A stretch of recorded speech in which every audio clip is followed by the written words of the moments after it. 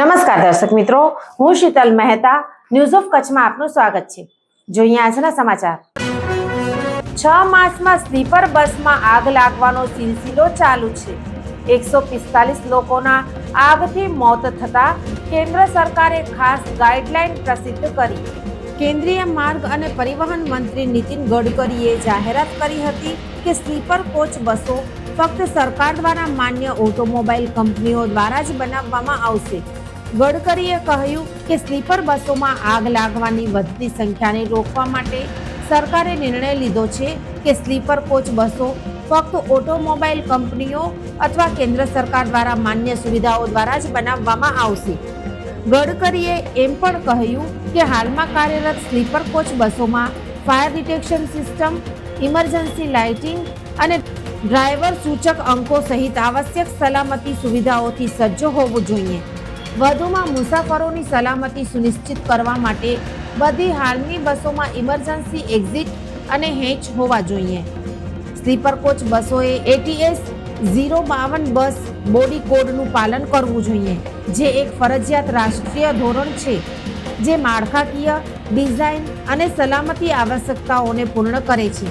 ભારતમાં ઉત્પાદિત તમામ બસ બોડી મુસાફરોની સલામતી માટે ઉચ્ચ ધોરણો પૂર્ણ કરે તે સુનિશ્ચિત કરવા માટે આ કોડ જરૂરી છે।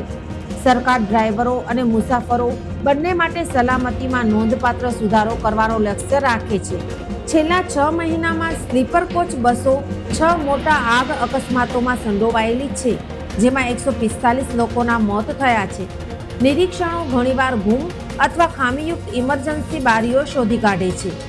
અગ્નિ સલામતી સાધનોનો સંપૂર્ણ અભાવ છે અને કર્મચારીઓને કટોકટીનો સામનો કરવા માટે યોગ્ય રીતે તાલીમ આપવામાં આવી નથી।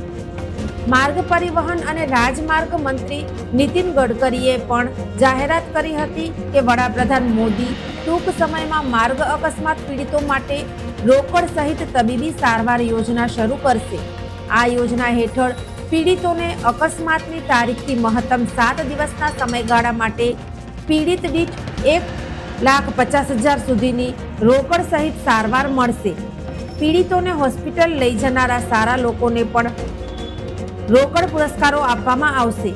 ગડકરીએ જણાવ્યું હતું કે કેન્દ્ર સરકાર માર્ગ અકસ્માતોને રોકવા માટે વાહનથી વાહન સંચાર ટેકનોલોજી રજૂ કરવા માટે કામ કરી રહી છે। V2V કોમ્યુનિકેશન ટેકનોલોજી વાહનોને એકબીજા સાથે સીધો સંપર્ક કરવામાં સક્ષમ બનાવશે, જેનાથી ડ્રાઈવરોને ગતિ, સ્થિતિ, પ્રવેશ, બ્રેકિંગ અને આસપાસના અન્ય વાહનોની હાજરી વિશે રિયલ ટાઈમ ચેતવણીઓ મળશે।